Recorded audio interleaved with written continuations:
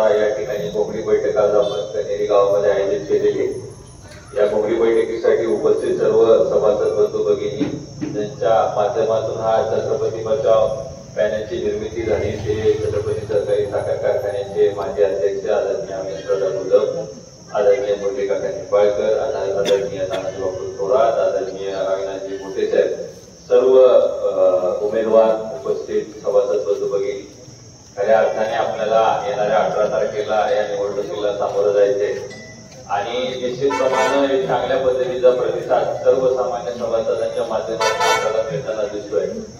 खऱ्या अर्थाने कोणावरती टीका किंवा टिप्पणी करून आपला हा छत्रपती सहकारी साखर कारखाना चालणार नाही। शेवटी आपली चूल ती पेटली पाहिजे आणि ते करण्यासाठी खऱ्या अर्थाने छत्रपती सहकारी साखर कारखान्याला ह्या अडचणीतून आपण सगळ्यांनी बाहेर काढणं हे अत्यंत गरजेचं आहे। निश्चितप्रमाणे कर्जाचा फार मोठा डोंगर आपल्या कारखान्यावरती आहे, आपल्या सर्वांना माहीतच आहे। परंतु जसं आपण आपल्या नारायण पाटलांच्या सभेमध्ये सांगितलं, बाकीच्या इतर सभेमध्ये सांगतोय की आदरणीय अमित शहाच्या माध्यमातून निश्चितप्रमाणे आम्ही सर्वजण त्या ठिकाणी आपल्या सभासदांनी आम्हा सर्वांना संधी दिल्याच्या नंतर आदरणीय अमितभाई शहाच्या माध्यमातून निश्चितप्रमाणे कारखान्याला एक चांगल्या पद्धतीची आर्थिक मदत आणण्यामध्ये आम्ही सर्वजण कटिबद्ध राहू। परंतु संचालक म्हणून आम्ही सर्वजण ज्यावेळेस तिथे निवडून जाऊ एक चांगल्या पद्धतीचं काम सर्वसामान्य सभासदांना विचारात घेऊन करण्यामध्ये आम्ही कुठेही कमी पडणार नाही।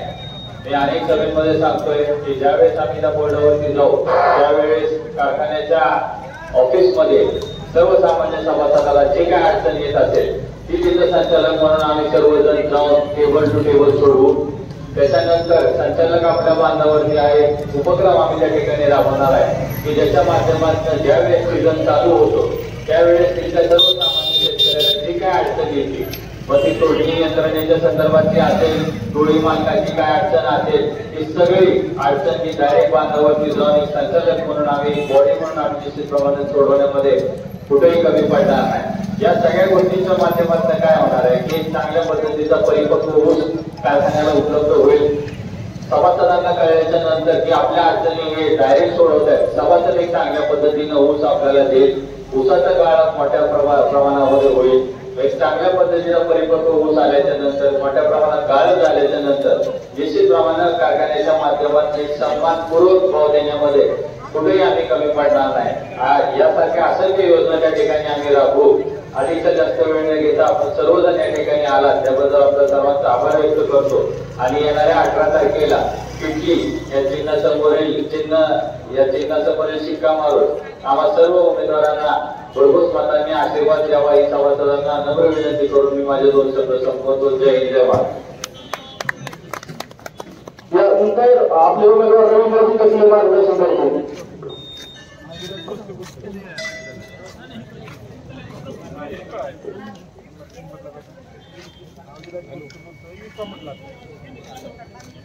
कनेरीच्या पुण्यभूमीमध्ये मार करायला बदल करून आज छत्रपती सहकारी साखर कारखाना 1925 पंचवार्षिक निवडणूक असेल म्हणजे 10 वर्षांनी आली आणि ही निवडणूक छत्रपती बचाव पॅनल लढवत आहे।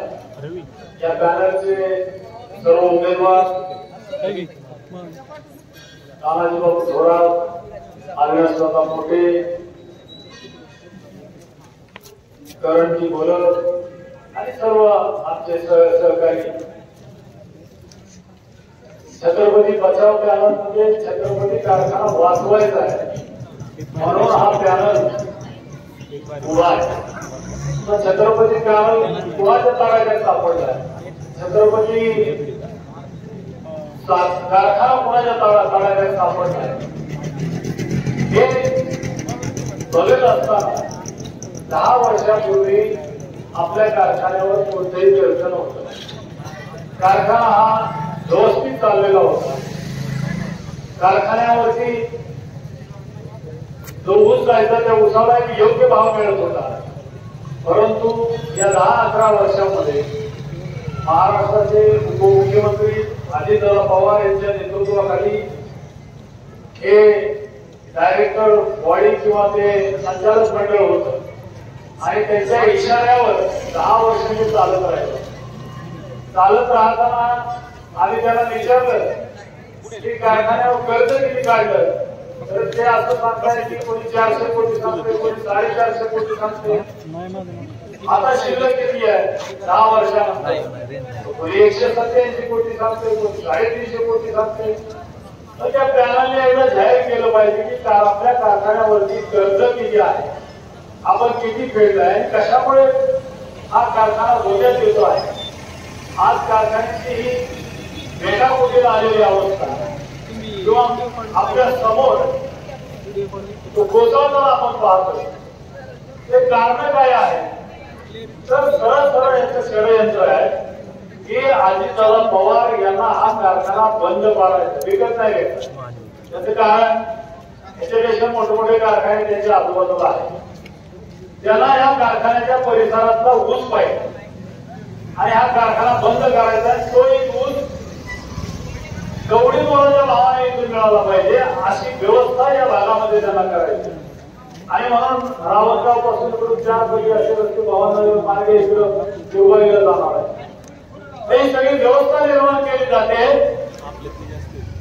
आता जर आपण जागृत नाही झालो आणि यांच्या विरोधामध्ये नाही उभे थांबलो तर 5 वर्षामध्ये या कारखान्यात फक्त चिमणी दिसेल, तिथं ऊस दिसणार नाही, साखर निघणार नाही, अशी अवस्था आहे. आणि मग याला प्रतिबंध केला पाहिजे.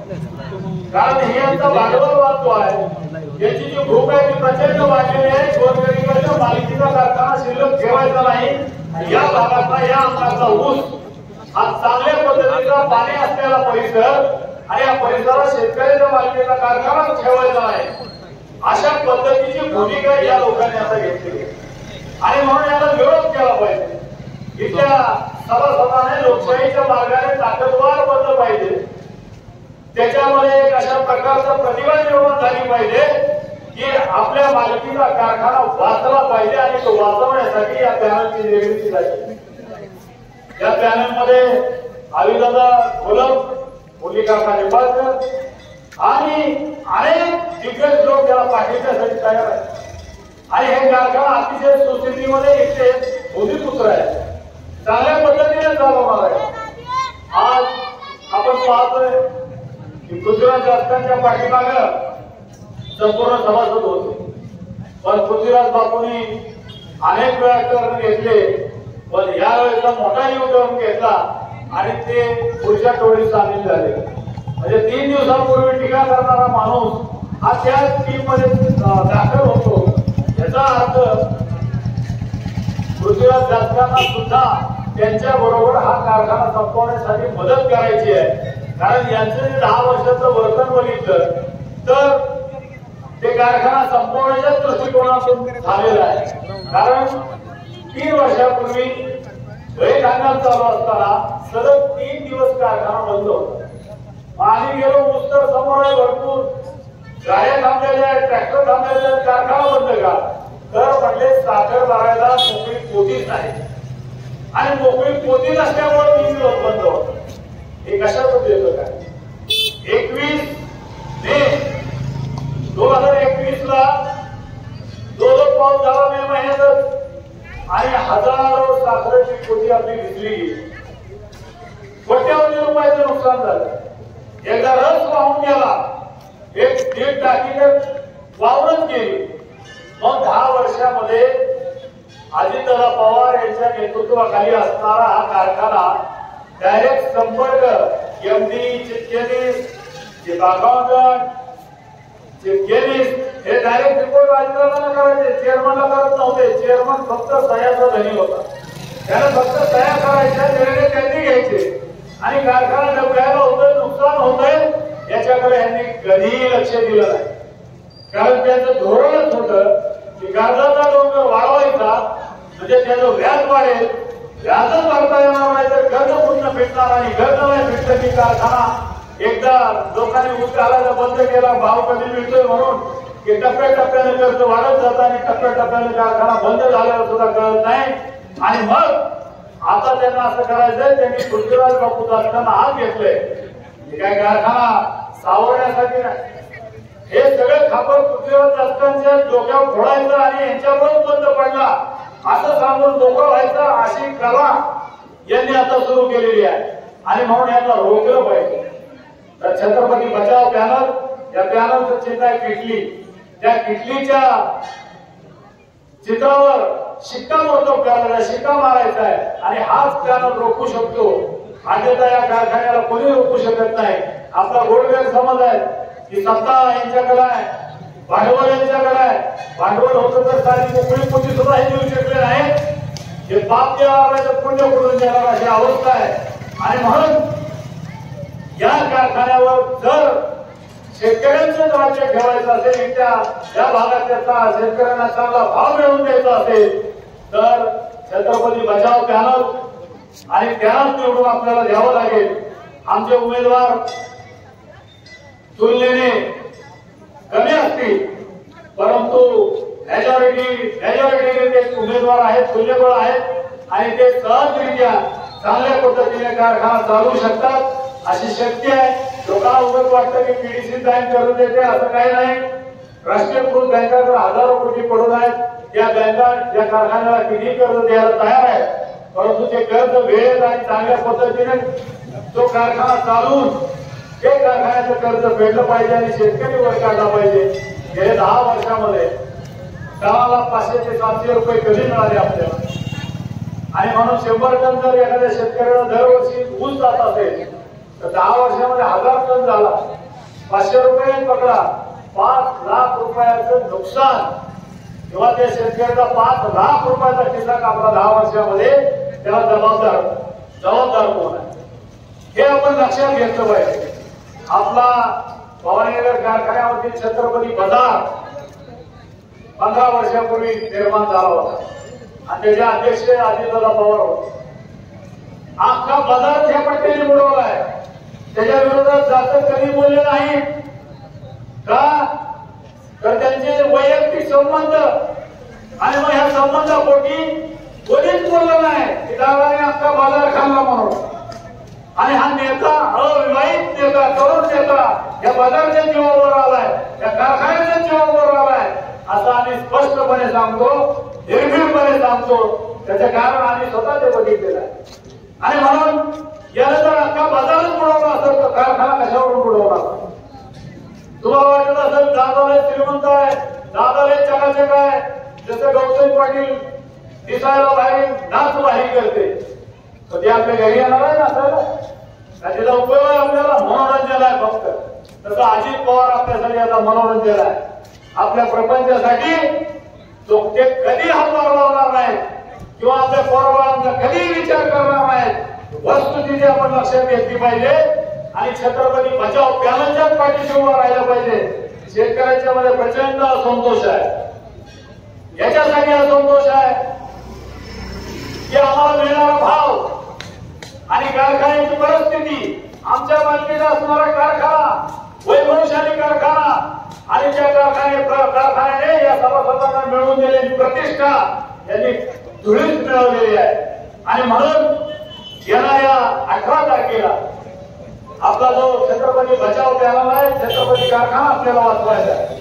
जोरसपणे प्रयत्न करा, जोरसपणे बघा, निर्भीडपणे बघा आणि आपल्याला लोकशाहीची आपली प्रतिमा जागृत करा आणि खऱ्या अर्थाने लक्ष द्या. घाबरून जाऊन किंवा भीतीग्रस्त राहून हा कारखाना आपल्या हातात राहणार नाही. कारखाना बंद पडल्यानंतर तुम्ही मला आणि केलेल्या चौकामध्ये सभा ऐकली होती राव. त्यांनी सांगत होते की नुसती चिमणी दिसेल, साखर नाही, ऊस नाही, कारखाना बंद पडलेला असेल हे सांगत होते. हे असं बोलायची वेळ येऊ नये म्हणून छत्रपती बचाव पॅनलला भरघोस मताने किटली या चिन्हावर शिक्का मारून विजय करा एवढंच बोलतो. आणि हनुमानाच्या या पुण्यभूमीमध्ये आपण माझे 2 शब्द ऐकून घेतले त्याबद्दल आपले सर्वांचे आभार मानतो आणि इथं सांगतो. धन्यवाद. जय जवाहर. यानंतर मी विनंती करतो की आर्यदादा मोठे यांनी आपले विचार मांडावे.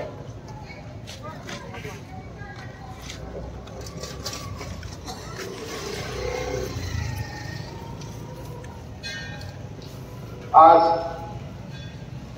या श्री हनुमंताच्या गावामध्ये खरेदीमध्ये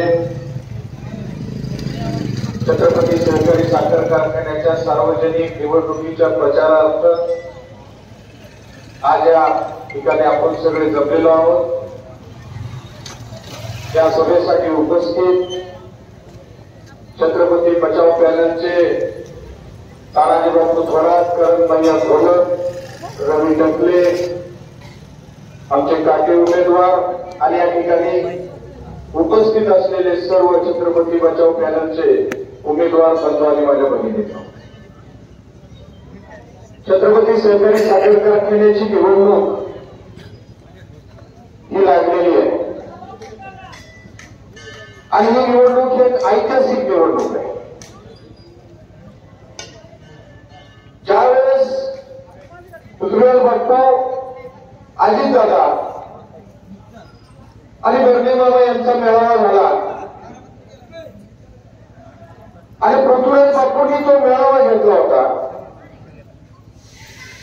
सर्व सभासदांना माहिती आहे की हा कारखाना महाराष्ट्रामध्ये 1 नंबरचा कारखाना होता। तो कारखाना गेल्या 10 वर्षामध्ये आर्थिक अडचणीत आला, याची जाणीव सर्व सभासदांना होती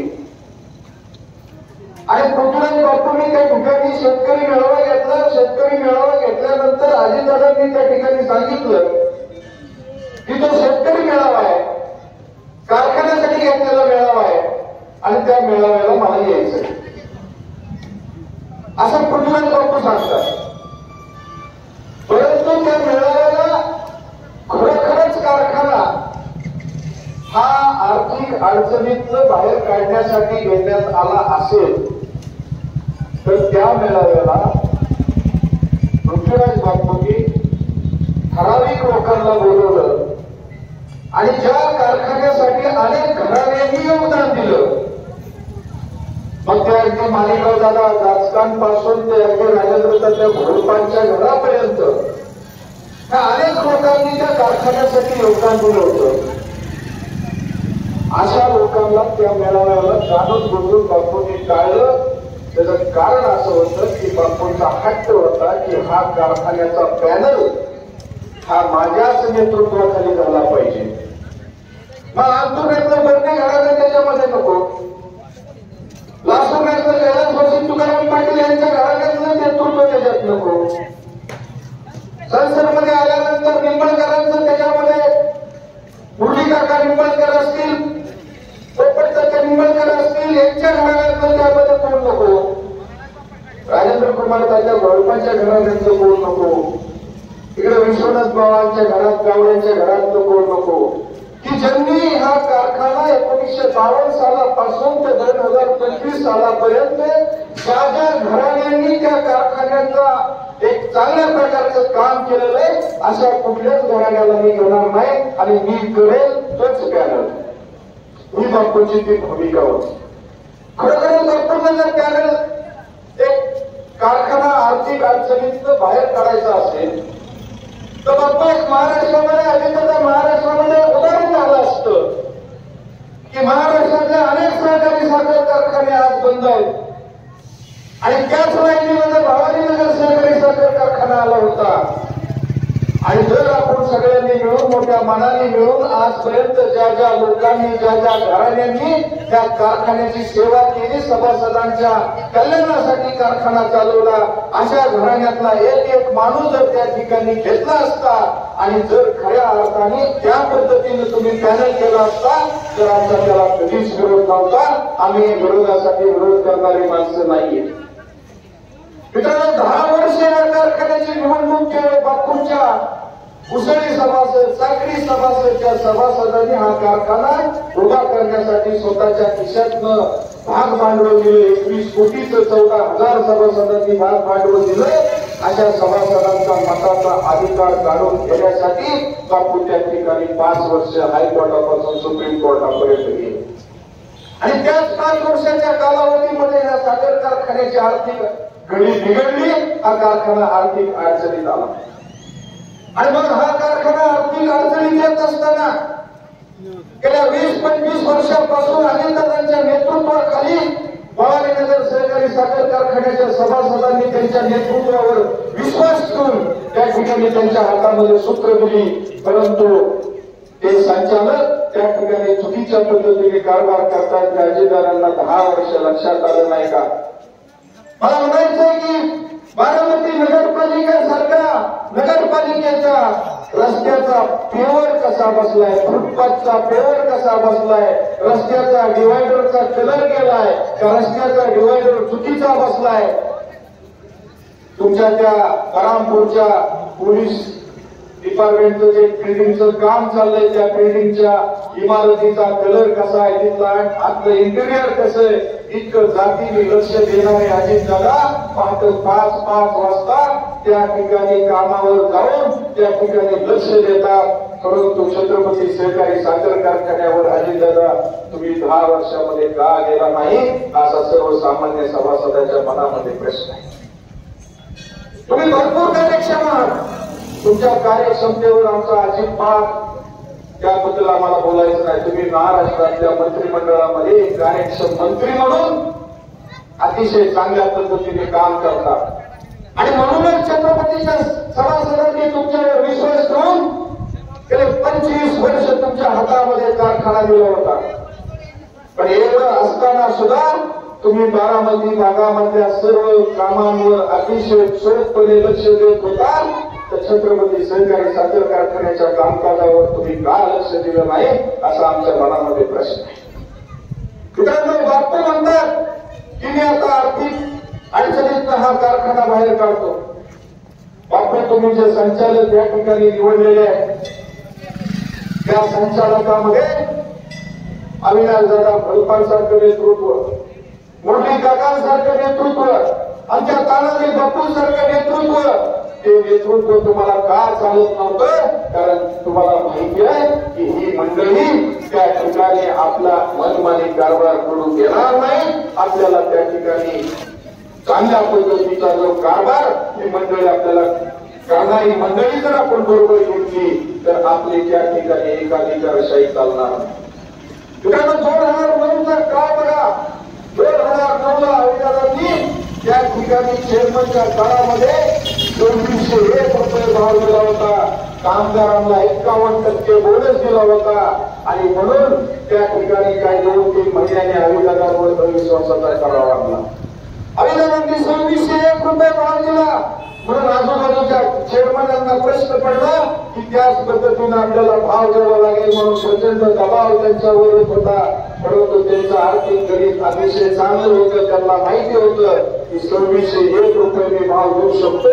बाकीच्या कारखान्यांना त्यांनी कुठल्याही पद्धतीचा विचार केला नाही आणि म्हणून अविनादांनी 2601 रुपये भाव त्या ठिकाणी दिला.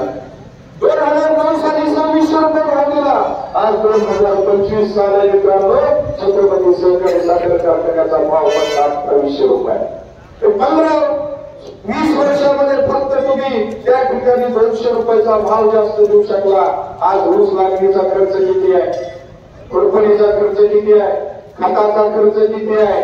मग इतका मोठा ऊस उत्पादनाचा खर्च वाढल्यानंतर जर तुम्ही त्या ठिकाणी फक्त 200 रुपये भाव वाढवून देत होता तेव्हा सभासदांवर तुम्ही अन्याय करत होता.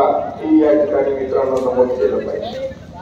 आज छत्रपती सहकारी साखर कारखान्याच्या निवडणुकीमध्ये महाराष्ट्रामध्ये असं उदाहरण नाही मित्रांनो की निवडणूक चालू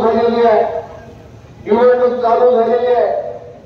विड्रॉल पर्यंत पॅनल एकमेकांची मनधरणी करायची असती, एकमेकांच्या गैरसमज काढायचे असतात. परंतु एकदा निवडणूक सुरू झाली की खिलाडू वृत्तीने सभासदांच्या समोर मत मागायला जावं लागतं. पण मित्रांनो, ह्यांच्या पायाखालची वाळू घसरलेली आहे, ह्यांचा पराभव ह्यांच्या लक्षात आलेला आहे आणि म्हणून आता ह्यांनी वेळीचा डाव चालू केला. आमच्या पॅनलच्या उमेदवारांकडे जात आहेत, पाठिंबा मागतायत. महाराष्ट्राच्या सहकारी क्षेत्रामध्ये अशा प्रकारची कुठलीच निवडणूक झाली नाही, समोरच्यांच्या लक्षात आलेलं आहे. सर्वसामान्य सभासदांचा उद्रेक त्यांच्या लक्षात आलेला आहे. 14,000 सभासदांच्या मनातला उद्रेक त्यांच्या लक्षात आलेला आहे. ऊस उत्पादक शेतकऱ्यांच्या मनातला उद्रेक त्यांच्या लक्षात आलेला आहे आणि म्हणून त्यांनी आता रडीचा डाव चालू केलाय आणि आमच्या पॅनल मधल्या उमेदवारांच्या डोळ्यापुढे जाऊन ते आता पाठिंबा मागतात.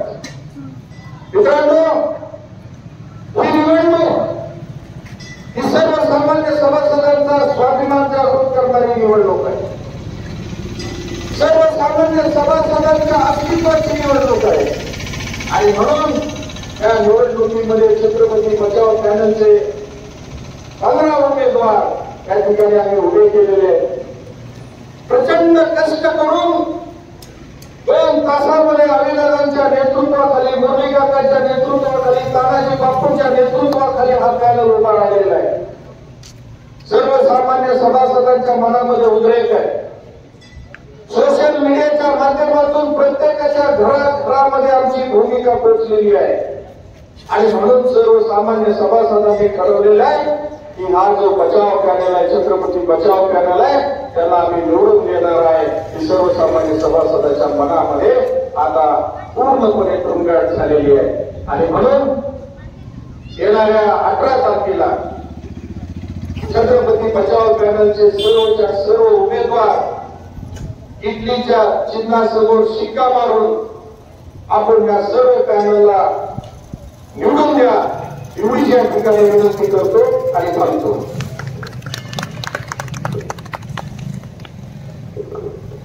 यानंतर तानाजी बापू मार्गदर्शन करतो.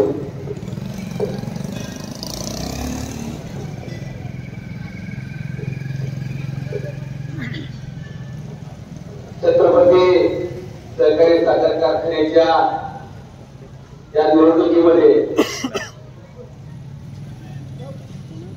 श्री छत्रपती बचाव पॅनल हा निवडणुकीला सामोरं जात आहे आणि या पॅनलची भूमिका समजून सांगण्यासाठी आज कगरे गावामध्ये या मारुतीरायाच्या मंदिरासमोर त्याच्या प्रांगणामध्ये आज आम्ही या ठिकाणी उभा आहे. या पॅनलचे आमचे मार्गदर्शक ज्यांनी आता आपल्याला मार्गदर्शन केलं ते आमचे सहकारी अविनाश दादा मोठे, त्यांच्या अगोदर ज्यांनी मार्गदर्शन केलं ते आमचे सहकारी रवींद्रजी तटले, आपल्या पॅनलचा एक युवा चेहरा ज्यांनी इंदापूर पंचायत समितीचं सभापतीपद भूषवलं अगदी कमी वयामध्ये, ते आमचे सहकारी माननीय करणसिंह गोलप, संग्रामसिंह निंबाळकर आणि पॅनलचे सर्वच उमेदवार या ठिकाणी उपस्थित आहेत. आमच्या महिला भगिनी उपस्थित आहेत आणि माझा आवाज या पत्रकारितेच्या माध्यमामधून घराघरामध्ये बसून ऐकत असलेल्या श्रद्धेय बंधू आणि भगिनींना, तरुण मित्रांनो, खरं तर ही निवडणूक गेल्या 5 वर्षापूर्वी व्हायला पाहिजे होती, परंतु गेल्या 5 वर्षापूर्वी निवडणूक न होता 10 वर्षांनी म्हणजे आपल्याला पंचवार्षिक म्हणायचं का 10 वार्षिक म्हणायचा हा प्रश्न निर्माण होतो. आणि 5 वर्ष काय इलेक्शन लावलं या सगळ्याचं उत्तर येतं की ज्या अजितदादांनी समोरच्या पॅनलचा उमेदवार माननीय पृथ्वीराज बापू जाचक यांना चेअरमन म्हणून घोषित केलं, त्याच पृथ्वीराज बापूने हे इलेक्शन लाभवलं. ही काळ्या दगडावरची रेग आहे, हे कुणी नाकारू शकत नाही. इलेक्शन का लाभवलं तर त्यांना या छत्रपती साखर कारखान्याचे 15,000 भाग सभासद हे काढून टाकायचे होते. का टाकायचे होते? ते पृथ्वीराज बापू या सगळ्या सभासदांना कुठले सभासद, साखरी सभासद म्हणून हिरवत होते. आणि आजही तुम्हाला सांगतो, जर काय यांचा चुकून पॅनल निवडून आला तर पहिल्या बोर्ड मिटिंगला हे 15,000 सभासद काढून टाकायचं षडयंत्र मान्य बापूंनी आखलंय. परंतु हे या छत्रपतीचा 72 सभासद घडून येणार नाही, कारण सभासदांनी ठरवलंय, सभासदांच्या मनामध्ये खुंगाट आहे की या कारखान्यावर बदल करायचा आहे आणि बदल ही काळ्या दगडावरची रेग आहे, आपल्याला कोणी रोखू शकत नाही. आम्ही गावागावामध्ये जातो, सभासदांचा जो प्रचंड प्रतिसाद लाभ आहे, कारण ही निवडणूक आम्ही सभासदांच्या रेट्यामुळे लढवतोय. की आम्हाला हाऊस म्हणून इलेक्शन लढत नाही, हाऊस म्हणून या इलेक्शनला आम्ही सामोरं जात नाही. कारण या सभासदांनी सांगितलं की आता बदल पाहिजे. कारण ज्यांनी कारखान्याचं वाटोळ केलं, ज्यांच्या काळामध्ये कारखान्यावरती प्रचंड डोंगर तयार झाला, आणि आजही सांगतो की पृथ्वीराज बाबू कारखान्याला फार आपलं आहे म्हणून सांगतात. त्यांनी एकाही सभेमध्ये कारखान्यावर कर्ज किती आहे हे अजूनही सांगितल्याचा अहवाल आहे की कारखान्यावर कर्ज किती आहे ते तुम्ही तुमच्या जाहीर भाषणामध्ये सांगा. कारण तुम्ही त्यांच्यामध्ये मिसळात त्यांच्या मांडीला मांडी लावून बसता. कारण ज्या पृथ्वीराज बापूने 6 एप्रिलला त्या ठिकाणी भावनगरच्या कारखान्याच्या गेट समोर एक पत्रकार परिषद घेतली. त्या पत्रकार परिषदेमध्ये अजित दादांना अगदी असंशय भाषेमध्ये शब्द वापरते ते अजित पवार हे इलेक्शन खऱ्या अर्थाने बळाचा वापर करून, सत्याचा वापर करून जिंकतात. हे पृथ्वीराज बापूंचं वक्तव्य आहे. आपल्या पत्रकार परिषदेच्या माध्यमातून त्यांनी काढलेलं वक्तव्य. त्याही अगोदर अजित दादांवरती आणि दत्ता भरणेवरती माननीय पृथ्वीराज बापूने आरोप केले, अनेक आरोप केले. आता हे आरोप काय केले सांगणं या ठिकाणी उचित नाही. परंतु ज्या अजित दादांनी सत्तेचा गैरवापर करून इलेक्शन जिंकले असं जे पृथ्वीराज बापू म्हणले 6 एप्रिलच्या पत्रकार परिषदेमध्ये. रात्रीमध्ये त्यांची बैठक झाली. बैठकीमध्ये काय ठरलं माहित नाही, परंतु दुसऱ्या दिवशी नावाला जो त्या ठिकाणी सर्वपक्षीय मेळावा झाला. त्या मेळाव्यामध्ये मात्र अजितदादा पवार आणि पृथ्वीराज बापू मांडीला मांडी लावून बसले आणि दोघेही एकमेकांचं गुणगान करत होते. का गेली 10 वर्ष तुम्ही वेगवेगळ्या पद्धतीची वक्तव्य करत होता आणि एका रात्रीमध्ये तुमचं मनोमिलन झालं आणि दुसऱ्या दिवशी तुम्ही एकमेकांचे गुणगान करता. हे आमच्या सभासदाला पटलं नाही. म्हणून असे अनेक गोष्टी की ज्या सभासदांना पटल्या नाही. छत्रपती सहकारी साखर कारखाना हा आर्थिक अडचणीत गेला, आर्थिक गर्तेत सापडला. अगदी शेवटच्या घटका आता यांनी सांगितलं असते सहकारी मित्र रवींद्र ढगलेली की तुम्हाला त्या ठिकाणी फक्त चिन्ह बघायला मिळते की काय, अशी परिस्थिती निर्माण झाली. पण ही परिस्थिती पुण्यातली ज्यांच्या ताब्यामध्ये गेले अनेक वर्ष हा साखर कारखाना होता त्या सगळ्या माणसांनी ह्यांनी ठरवून चालवलं की काय या कारखान्याचं वाटोळ करायचं का आमचे त्या ठिकाणी खाजगी कारखाने चालले करायचं. आमच्या छत्रपती कारखान्याचं नुकसान केलं. जे 10 वर्ष परंतु या कारखान्यावरती संचालक मंडळ काम करतंय त्यांच्या काळामध्ये आमचा सभासद आर्थिक गर्तेत गेला. सभासदांना पाहिजे तेवढा उसाचा भाव मिळाला नाही. खरं तर आमच्या शेजारचे साखर कारखाने, माळेगाव साखर कारखाना असेल, सोमेश्वर सहकारी साखर कारखाना असेल, उसाला आमच्यापेक्षा म्हणजे भावनगर साखर कारखान्यापेक्षा 500 ते 700 रुपये त्या ठिकाणी ज्यादा देत होता आणि आमचा सभासद एवढे पैसे कमी घेत होता. आणि गेल्या अजितदादा पवार साहेबांच्या नेतृत्वाखाली हा कारखाना गेले अनेक वर्ष आहे. परंतु हे जे विद्यमान संचालक आहे 10 वर्षाचं ठरलं आणि या 10 वर्षामध्ये या कारखान्याचं दर प्रत्येक वर्षी गाळप 7 लाख मेट्रिक टन तर जवळजवळ 10 वर्षामध्ये 70 लाख मेट्रिक टन हे गाळप होतं आणि प्रत्येक वर्षी एका टनाचं 500 रुपये दुसऱ्या कारखान्याच्या तुलनेमध्ये आम्हाला कमी मिळालं. तर बंधूंनो हा आकडा जातो 350 कोटी रुपयाच्या काळामध्ये. म्हणजे 350 कोटी रुपये आमच्या सभासदांना तुम्ही येऊन देत नाही. आमचा 350 कोटी रुपयाचा खिसा तुम्ही मारला. एक साधं उदाहरण देतो. एसटी चालताना जर प्रवाशाचा जर एखाद्या खिशे कापताना जर खिसा कापला आणि चुकून तो खिसे कापून त्या प्रवाशाला सापडला तर त्याला मार मारलं जातं, धमकावलं जातं, त्याला हाणमार केली जाते. परंतु आमचा 350 कोटी रुपये हा आकडा बारकाला बंधूंना आता या ठिकाणी एखाद्याला सांगितलं 350 कोटी देऊन दाखवतं त्याच्यावर किती पुढचं द्यायचं आम्हाला लक्षात येत नाही. परंतु 350 कोटी रुपयाला 10 वर्षामध्ये तुम्ही आमचं खिसा मारला, आमच्या खिशात रुपये आहे जे आम्ही आमच्या शेतामध्ये हाताच्या खोडाप्रमाणे ऊस जपतो, सांभाळतो, आमचं कुटुंब राब राबतं आणि त्याचं मूल्य आम्ही ऊस कारखान्याला घालतो. त्यापासून आमच्या अपेक्षा असतात, आमच्या मुलाबाळांची लग्न असतात, मुलांचं शिक्षण असतं. आम्हालाही वाटतं की चांगलं घरदार असावं आणि घोडा असावं. का आम्ही कष्ट करतो, आम्ही भीक मागत नाही, कष्टाचं दाम मागतो आणि म्हणून आमच्या कष्टाचं दाम त्या ठिकाणी फीस होत नाही. तुमच्या केवळ या अकर्तव्यकारीमुळे आमचं नुकसान झालं. यावेळी मात्र 10 वर्षामध्ये पृथ्वीराज बापू गप्प बसले. फक्त त्याला शिवाय द्यायचं काम केलं, परंतु एकाही जनरल मीटिंग मध्ये पृथ्वीराज बापूने यांचा भ्रष्टाचार काढला नाही.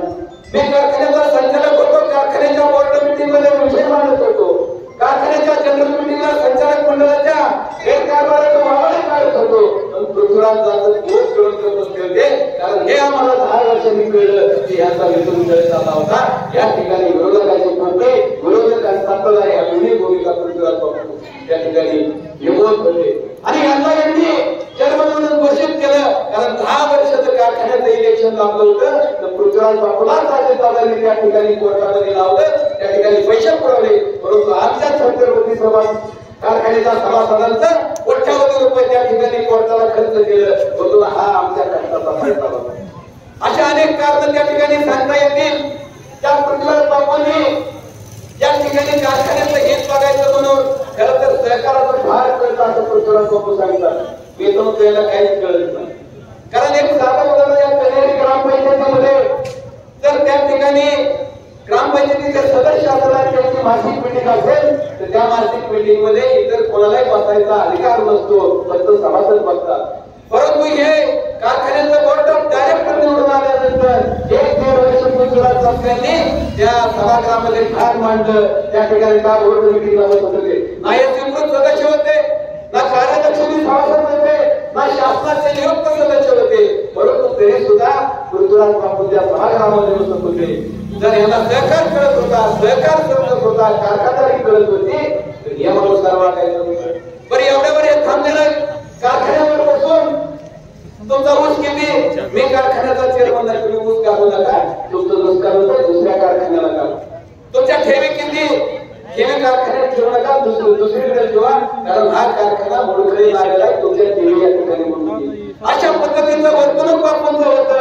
एवढंच नाही तर त्या 7 एप्रिलच्या मेळाव्यामध्ये अजितदादांनी सांगितलं की जो संचालक मंडळ कारखान्याला ऊस घालत नाही त्याला लाजा वाटल्या पाहिजे. पण ज्या माणसाला तुम्ही त्या सभेमध्ये चेअरमन म्हणून घोषित केलं, त्या सभेमध्ये ज्या पृथ्वीराज सरकारला तुम्ही चेअरमन म्हणून घोषित केलं, त्या पृथ्वीराज सरकारचा गेल्या वर्षी स्वतःचा ऊस छत्रपती साखर कारखान्याच्या नाकावर टिकून वाडा साखर कारखान्यात त्या सोलापूर जिल्ह्याच्या हा पृथ्वीराज बापूला हलगी वाजवून द्यायला म्हणतो ना, हलगी वाजवून. मग हा माणूस कारखान्याचं असं कशावरून, पण त्यांनी या कारखान्यामध्ये कारखाना आर्थिक अडचणीत आहे म्हणून त्याचा गैरफायदा घेतला. या कारखान्यामध्ये स्वतःच्या ठेवी ठेवल्या. आमच्या ठेवीला आमच्या कष्टाच्या पैशाला त्या ठिकाणी 8-9% तुम्ही ठेवी देता आणि पृथ्वीराज सरकारच्या ठेवीला खास भाग बनवून तुम्ही 14-15% व्याज त्याला दिलं. म्हणजे हा गुजरात या कारखान्याने का केला आणि पृथ्वीराज सरकारकडे आमच्या कारखान्याचं पैसे का द्यायला गेलं, हा बोलतो खरा सवाल आहे. प्रचाराच्या निमित्तानं तुम्ही आल्या त्याला विचारलं पाहिजे. आणि ज्यावेळी पृथ्वीराज सरकारवर टीका झाली की कारखान्याचं ज्यादा पैसे पृथ्वीराज बापू खात्यात म्हटल्यानंतर हे पैसे पृथ्वीराज बापूंनी माघारी मागितलं. कारखान्यात त्यावेळेस पैसे नसताना पृथ्वीराज बापूंनी या कारखान्यावर केस केली आणि केसच्या माध्यमातून ते पैसे पुन्हा मागायचे. या ठिकाणी कोर्ट कचेरीला बापूला 5 ते 6 लाख रुपये खर्च आला. आणि म्हणून सांगायचं विशेष या ठिकाणी मला नम्रपणे सांगायचं वाटतं, जे स्वतःचं पैसे कोर्ट कचेरीला गेलं हे पैसे सुद्धा पृथ्वीराज बापूंनी कारखान्यातून त्या ठिकाणी माघारी नेलं. आणि हा माणूस म्हणे कारखान्याचं हित बघणार, कसं हित बघणार.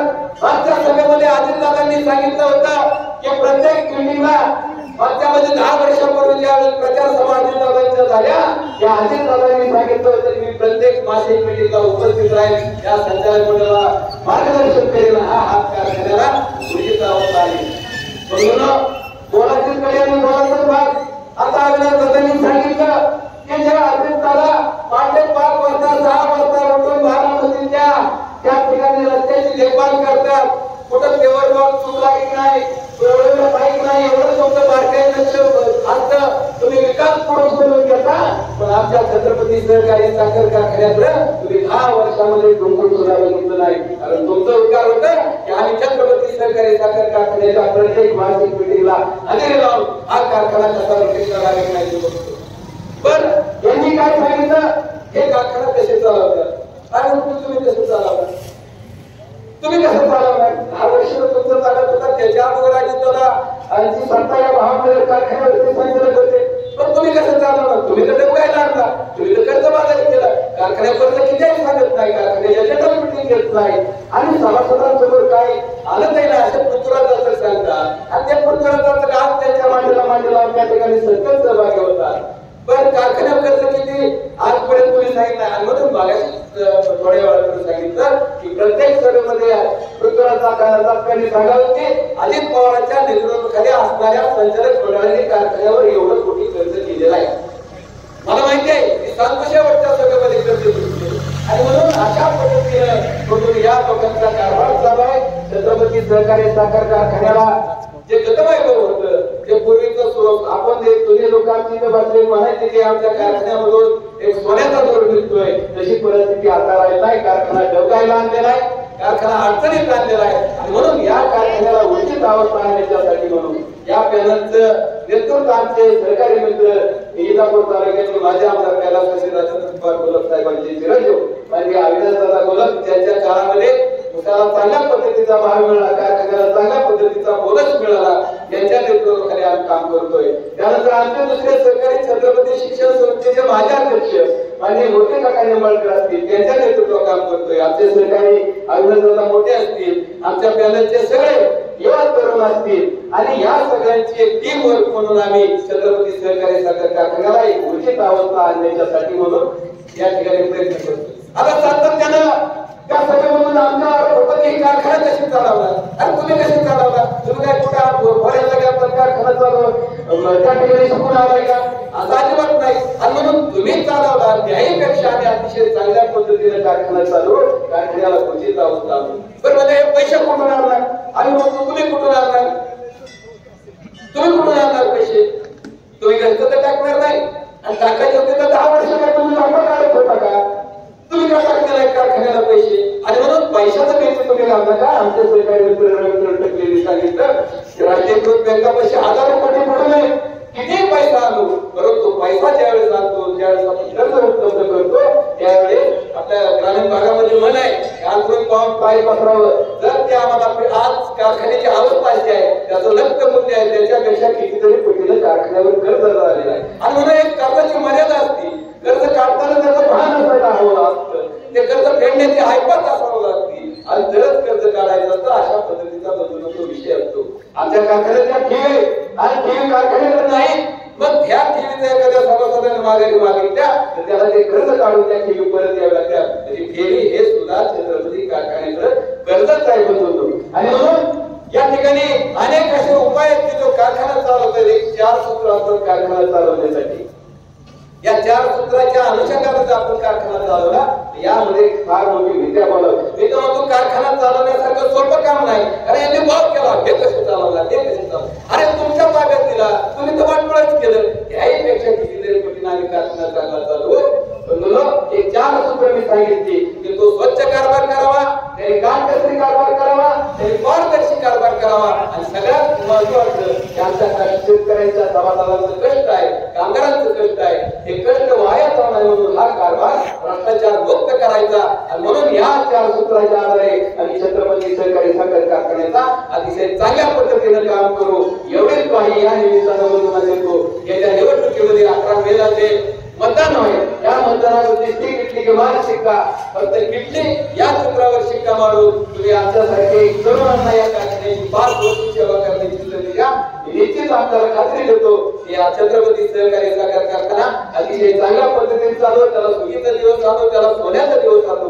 कारखान्यात जो सभासद होऊन टाकतोय, कारखान्याचं क्रेशिंग वाढवू आणि क्रेशिंग वाढवल्यानंतर कारखान्याचा जो मेंटेनन्स आहे तो चांगल्या पद्धतीने कमी करून सभासदांना चांगल्या पद्धतीचा भाव देऊ, कामगारांना बोनसची प्रथा नंतर चालू करू. असे अनेक बंधून उपाय आहेत की जे कारखाना चालवताना करता येतील. म्हणून कनेरे गावातील आणि कनेरे गावच्या पंचक्रोशीतून किंवा माझा आवाज ज्या ठिकाणी बसून ऐकत असणाऱ्या श्रद्धेय बंधू भगिनींना, सभासद बंधू भगिनींना विनंती करतो, एका निवडणुकीमध्ये किटली या चिन्हावर शिक्का मारा आणि आम्हाला सेवा करण्याची संधी द्या. एवढंच त्या निमित्ताने सांगतो आणि सांगतो. जय हिंद, जय महाराष्ट्र.